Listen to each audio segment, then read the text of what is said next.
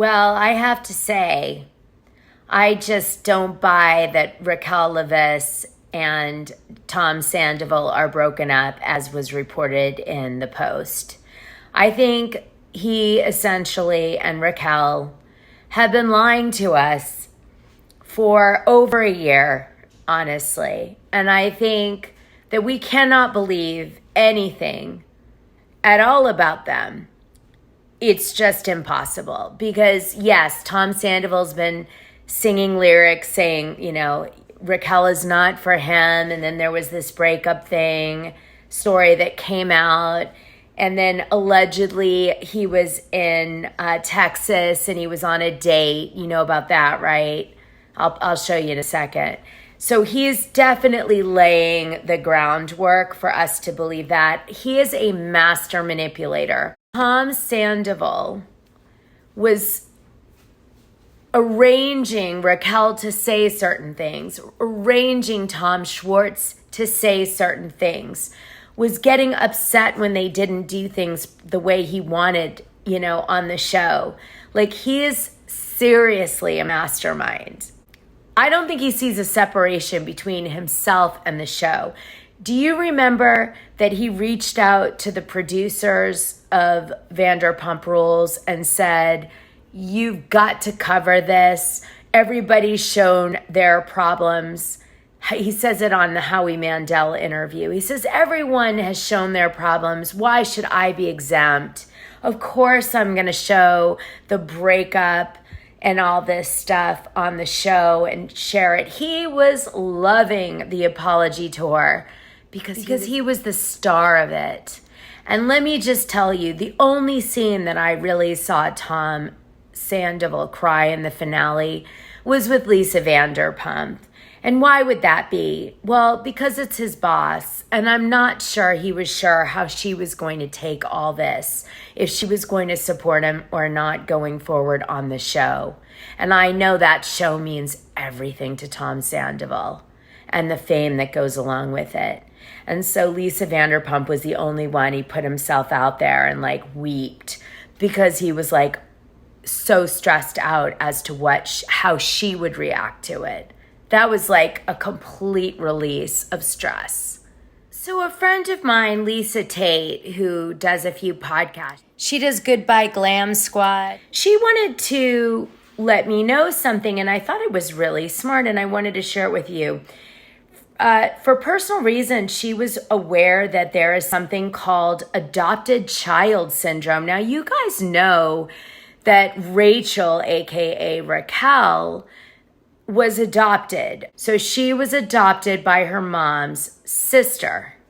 And so let me remind you of Raquel's adoption story before I read you this really interesting thing. It says, Raquel Leviss opens up about her adoption story. I love my family so much. The Vanderpump Rules cast member introduces us to even more members of her family in a touching Instagram post. Okay, this is October 26, 2021. She says, Kate and I weren't always close about her sister. Now, this is her biological sister, but it's from her biological mom that gave her up for adoption. Okay, it's confusing. Just follow the ball here. Kate and I weren't always close. We didn't have a lot in common. I was adopted at birth. My biological mom, Susan, gave birth to Kate before me, and then Susan accidentally got pregnant again, right around the time my aunt Laura was trying to conceive. Susan was generous enough to offer to have me for my aunt.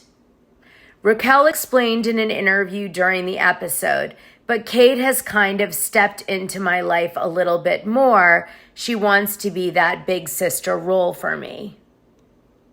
She then goes on to say on October 22nd, this is my grandma Buttons. She created my mom, Laura, and my biological mom, Susan. I shared a little bit about my adoption in this week's episode. This is not Jerry Springer. This is Vanderpump Rules, I swear. Okay. She then said, my mom, Laura, couldn't conceive. So when her younger sister, Susan, had an unplanned pregnancy with me, she offered to have me for my mom. Susan had my biological half-sister, Kate, and my half-brother, David, about a decade before she was pregnant with me. And since she was done having kids, my parents adopted me at birth. So this is a very confusing story for a lot of people. I mean, certainly at first glance, it seems very selfless for Susan to give up Raquel to her sister who's having trouble conceiving so she can experience what it's like to have a child.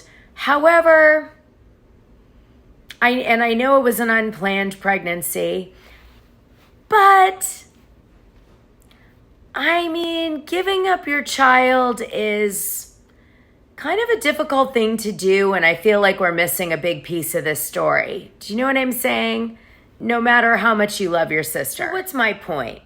My point is that maybe Raquel feels a little bit uncomfortable with the fact that she got given away by her biological mother and given to her sister. And it may not all totally add up to her either. I don't know how I would feel about that. I don't know if I'd be like, oh, that's so great that my mom did that for her sister. I think I might be kind of like upset. Like, no, I wanted my biological mom. I didn't necessarily want to grow up with your sister. Like, you know what I'm saying? I don't know. I could see it. Okay, so anyway, there turns out this, what I just said, is something people feel about being adopted in general. I'm going to read you something, okay? Now, this is going to blow your mind, right? Thank you, Lisa.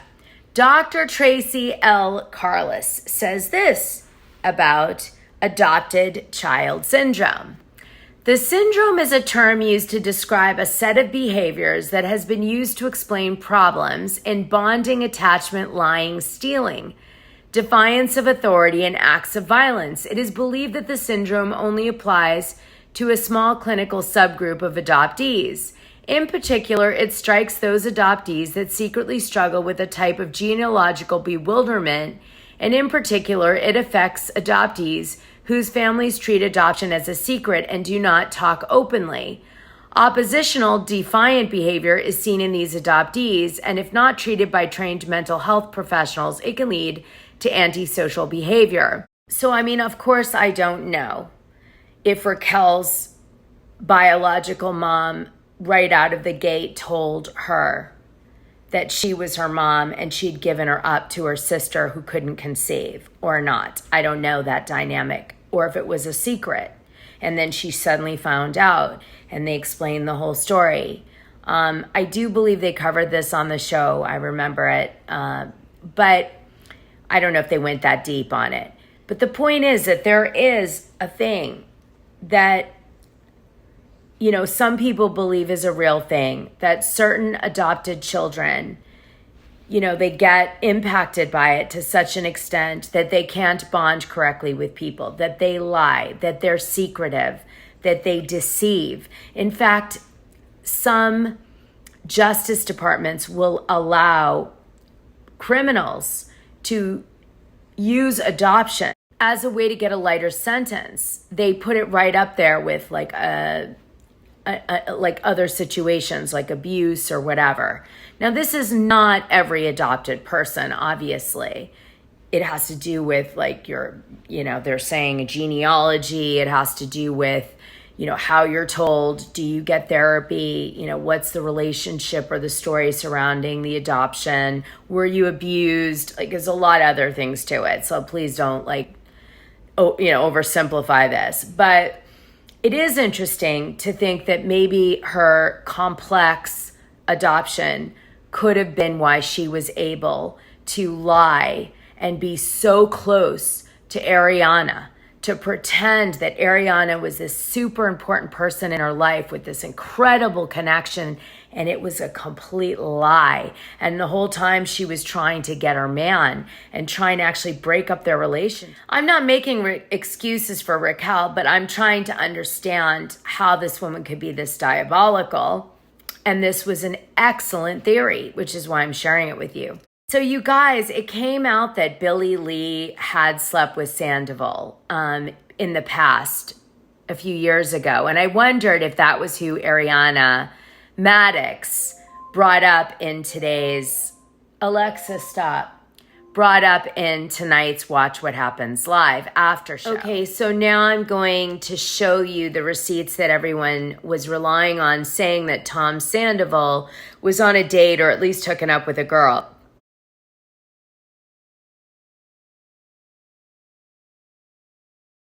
But I heard another rumor, which was shocking. I'll share it with you in a minute. So here is Tom Sandoval with some girls at the Austin proper. And supposedly he was hooking up with these girls while he was in Austin. Okay? I don't know all of them, one of them, but one in particular seems to stand out, this blonde girl I'm going to show you. This is the Austin proper decor. As you can see, it's the same decor he's sitting in. That was why they showed that. Then this is him, a different angle with the same blonde girl there. This blonde girl had sitting with her this dog, this little dog, and this little dog becomes important. Here is the woman, the blonde girl with her little dog in a skimpy outfit at South by Southwest. Okay, there she is.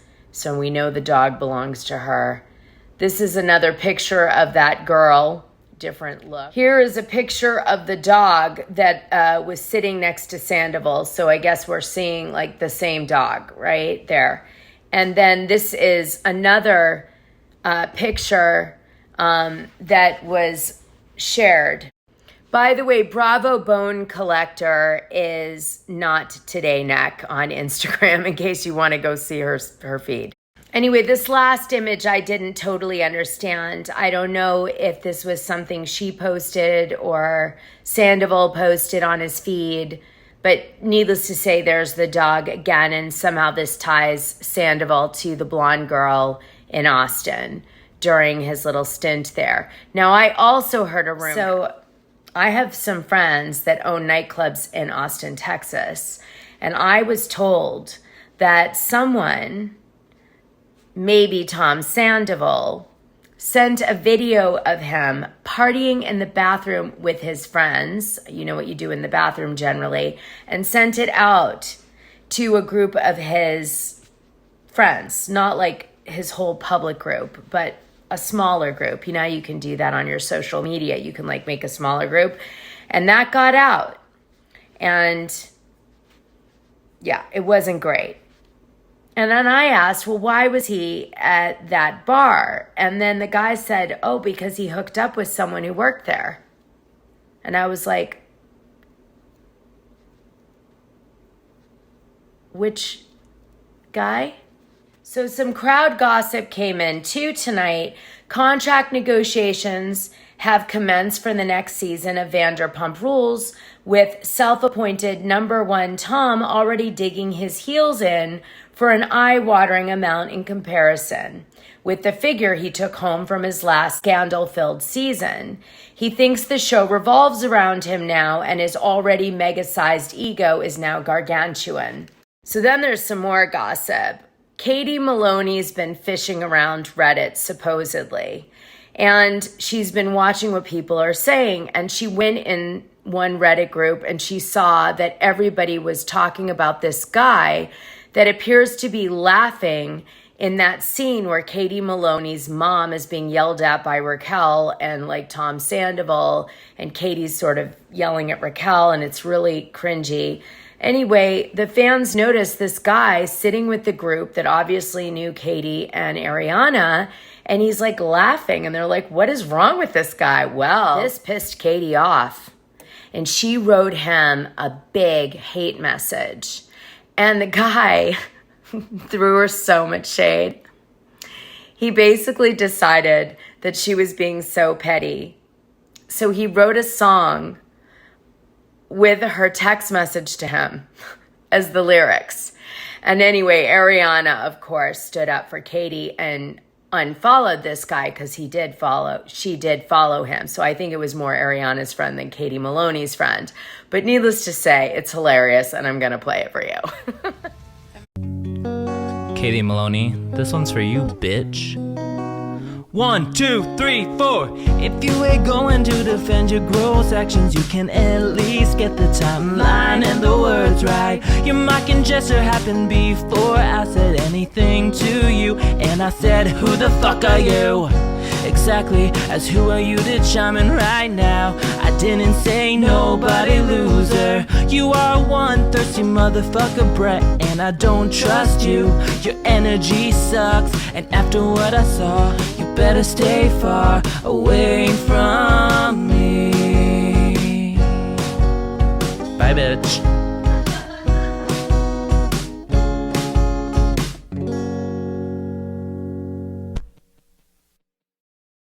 Oh my gosh, you guys. The commercials coming out of this season of Vanderpump Rules, it's just, I mean, if a show could be a prostitute, this would be it.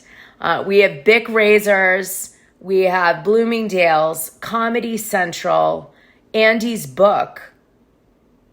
That was some shade. And some movie premieres about friendship. Oh, Uber One. By the way, Andy Cohen brought up Dancing with the Stars to Ariana tonight, and it does seem like it's a go from what was said. And in addition to that, I just want to let you guys know that Ariana had actually won 2 national competitions in dancing, so she really could bring the trophy home. What a year if she does. Wow. Here's some gossip someone posted in the comments from a woman by the name of Tracy Holton that I found.